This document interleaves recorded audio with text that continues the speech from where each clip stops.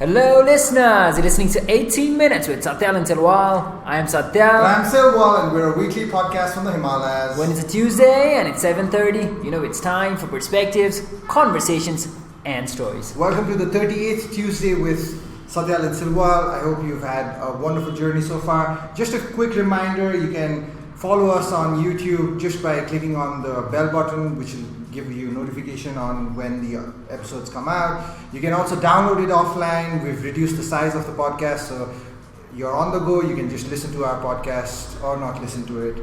That's your call. Hopefully listen to it. Alright, for the 38th Tuesday, we have a special guest with us who is a jigri of ours. He is the founder and CEO at Anthropose and co-founder of Sastudi.com. Ladies and gentlemen, let's give it up for Mr. Suraj Shrestha. Suraj, welcome to the show. Thank you guys for having me on this show, man. Silwal and Satya. Thankfully, someone has actually said it right. Because usually they look at Satyal and say Silwal and look at me and be like... They do Sagar and Satyal. Well, after all, I'm your jigri, man. Alright, so let's start the conversation. So, how do you want to start it? Why are you here, Suraj? I don't know. I think I was here for 8-minute program that actually was talking about entrepreneurship and how Nepal would actually benefit from, the entrepreneurship scene that we have going on in here. Yeah, definitely. Because the last episode, if you've listened to it, go check that out if you haven't already, was about entrepreneurship 101. But today we want to dive more specifically into specifics of entrepreneurship. And your company, Anthropose, you say you're the first eyewear brand of Nepal. Yes. And you call yourself a for-profit social good company. Yeah. I have no idea what is that. What does that mean? Well, see, it's not very different from the idea of a regular business. But the thing is, like, as in any other business, there are bottom lines that a business has to achieve. So, for any regular business, if profit is one of their bottom lines, it's true to a for-profit social good company too. But the thing is, like, why do we need to make that profit? Why is the profit important? Yes, it's on the first hand, it's definitely to run and to be sustainable. But also, a for-profit social good company works with an objective of actually solving a social issue with the profit that it makes. Okay. So and putting it very simply, it's a for-profit business working towards a social issue. Okay. So what's the social issue that you're tackling, and how did you find that idea? Because it sounds really cool. So see, now the issue that we're trying to tackle at the moment is like cataract-induced blindness in Nepal. So now, if you were to ask me how did I come across this problem, it was all about researching. Like, you always have to research on the problems that you're going to work. But the thing that really stood out very stark during my research was, see, we've got world's best ophthalmic centers in the world. One of the best ophthalmic centers, right? Okay. And we have arguably the best ophthalmic surgeon in the world. But also, the thing is that we've got the worst of eye health issues. Okay. So now, since we had the best of the solutions available to anybody in the entire world, and then there was this group of people who had the worst of the problems. Yeah. So now that paradox, whenever you come across a paradox, you question why. Right. Why does it exist? So now, starting out with that why and that paradox is how we actually started working around creating a business model around it, and then we ended up with Anthropose. Alright, so to all my mentees listening, I always say start with why. You have another reason to start with why. You find entrepreneurial solutions to problems, right? Yeah, exactly. So your company Anthropose, you sponsor cataract-induced of all blindness of a 10 person. cells. For every 10 pairs that we sell, we provide a free cataract surgery. Okay. How is this, for a layman who's trying to understand this now, whatever you're doing, how is this different from what a normal person would understand as a corporate social responsibility, a CSR? See now, CSR, CSR, it being by its name, a corporate social responsibility. It's a social responsibility that a corporate takes in after it becomes incorporated, or like once it goes into profit, or like once it has this efficiency in where it can earn profit. Okay, so now the social responsibility comes after their business objectives. Okay, so it's a part of their proper function. It's only a part. But a social good company is or will always be established to solve a social issue. I mean, do you know what I mean? I'm like, the social issue stays at the core of why the business exists. Okay, I mean, CSR is like once it's a part of their campaign, or it's part of their operation, which stays aside from its general core business.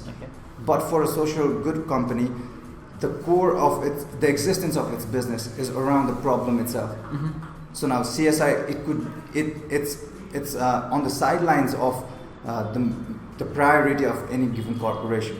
Okay, but a social good company is, though from the outside, superficially, it might seem to be the same, working towards or like solving a social issue, but the whys and hows of how a social good company functions and the priorities that it has. And like, if you remember, I talked about the bottom lines of any businesses. So the bottom lines for any other corporate business might be profit if it's in the first bottom line that it wants to achieve. For a social good company, the first bottom line that it actually wants to achieve is the change. So you know, the profit comes later, and that profit and how or why does it earn the profit is because of the cause that it surrounds itself with. Okay, so for profit social good company, the cause, the effect that you're trying to have is at the core. Yeah. So for a CSR, a company that's doing a CSR, it could be something. So let's say an airline company could do a CSR that's completely unrelated with flying passengers. Yeah. Something in a village, distributing books or something like that. So it changes, you know, I'm like CSR, it's also about the sustainability and how the longevity of the campaign itself. A CSR could be a campaign. But when a social good company works towards a problem, it's not a campaign. It's the sole purpose of why the company exists. So you have this fantastic opportunity to talk for 18 minutes about socially profit good company. I'm messing it up. But you talked about how sometimes people might look at it and be like, you guys are superficial in what you're doing. How do you make them understand about this issue? Because I'm sure that is one challenge that you're facing every day when people say what you're doing is just meh. You're just giving it a good name. So how do you try to convince the people or convince the person who has this attitude towards your business? Yeah, see, like whenever you combine two different ideas, two conflicting ideas of a profit-earning business and a social good company, which in general is like two conflicting ideas which face two opposite directions, right? So whenever you mix up these two different perspectives together, skeptics are bound to be there. Cynics are bound to be there. Definitely. And criticism, always. So, yes, so far it's been a challenge. Okay, so I think more about, it's not about like how we are trying to convince them. It's not about convincing, it's about how we do what we say we're here to do, or to what extent do we do it. So it's more about actions and then about convincing them. So far, since we're only a two-year-old company, we've provided 48 surgeries. Wow. Okay, so we've provided 48 surgeries, but this year we aim to provide 600 surgeries. Okay, so I'm like answering your question about like convincing the cynics and convincing the skeptics, right? I think like work has to prove. Yeah, that was what I was getting to. It's not about convincing them. I can't approach all the critics, all the cynics, all the skeptics, and then be like, see, man, this is what I'm trying to do. I can't be that way. I believe in action. So far, 2 years, 48 surgeries. Yep. I'm like, to some it could be many, to some it could be few, depending on what level of skepticism you're looking at or what level of cynic are you, right? So I can't approach these people and like personally tell them. So I actually believe that your work has to talk for yourself, right? So this year we are working towards providing 600 surgeries, and yes, by the end of the year, by looking at how well we be able to perform, then the work will speak for itself. So convincing is not a big issue, I think. My work or our work has to stand for itself. Okay. Apart from those, what other challenges? Because on paper, for-profit, socially good company sounds really good. Yeah. But you've been doing it for the past 2 years, Yeah. and you'll know better. So there might be a lot of listeners right now thinking, okay, I should do something like this, where a social issue is at the core, and I can help the society at large, but at the same time make money out of it. But what are the challenges that they might expect? See, the first challenge is like the thing that we just talked about. You maintain your credibility, and also at the same time keep doing your work, and keep doing your work. But aside from that, now since as I mentioned earlier, like we have combined two different ideologies working together, right? So when that happens, you've got to think in two different perspective of as a business and also an entity that does good to the society, meaning in terms of the impact that you would have, right? So I'll just give you a basic example. Like one of the major challenges that we at Anthropose face is like balancing between our marketing budget. Like the reason why I say this is because for a certain marketing budget, we could have actually provided few certain numbers of surgery. True. So now the question is, should we actually invest the marketing budget that we've actually separated towards actually doing the marketing, or like should we just provide cataract surgery, which is our ultimate objective? But the question also is, like, if we don't market ourselves, we don't sell the sunglasses, and if we don't sell the sunglasses, we won't be able to provide the cataract surgery. So there's this is a continuous cycle of like, should I or should I not? So whenever like you find yourself in this predicament or in this dire straits, it's all about like being more practical and then laying down your particular objective. Like if my particular thought is like, see, marketing, yes, done up to a certain healthy level, it helps you achieve more than what you would have actually gotten for the same amount you would have spent somewhere else. Because like in the end, it's all about stretching the power of a single unit of rupee that you spend. Definitely. So if I spend 1,000 rupees in my marketing, but I can actually get the values worth of 2,000 with my marketing, that means that I can actually provide 20 surgeries with the same 1,000 rupees. Whereas if I had not done any marketing and then just chosen to give back the 1,000 rupees, I would have stuck with say for a number, I would have been stuck by 10 with 10, right? So it's about like stretching the power of a single unit of currency. So now those are kind of the predicaments that you actually are faced with, making ethical and also at the same time business responsible decisions. Those are the challenges that you face with this kind of business model that you work in. I feel like Suraj is the paradox king. He has this clear mind, and if you have any questions on any paradoxes, he will find you an answer. No, because like, see, I've actually faced it so much that whenever people ask me about what the challenges are, it's paradox. It's everything. Paradoxes, man. There's paradox in everything. I want you to solve us a paradox. Okay. Running an audio thing on a video platform. Exactly, man. Exactly. The entire show. You're right. I'm thinking about it. Yeah. Good job with that. He's just given me a good luck, thumbs up, and then he's done with it. He's not the king anymore. Good job with that. Alright, so you're doing a wonderful job, and of course your intentions are right, and yes. like you said, you can only control your intentions and try to influence the consequences based on your actions. Silwal wants to say something. Yeah, last week, I'm plugging last week's episode where we talked about idea, implementation, marketing, and networking. Yeah. Those were the three things. You talked about marketing, and right now you're coming up with, you've been running What the First campaign. Yeah. And that has taken everything, celebrities to local people, everywhere you're doing that. Why is that so important? Is it the same reason that you're doing it for making that snowball effect so that you can have bigger returns for yourself, so that you can again help in terms of the surgeries that you talked about? Can you tell us a bit about that? Yeah, sure. See, before you solve an issue, is to actually identify and acknowledge that the issue actually exists. The existence of the problem needs to be acknowledged by everybody.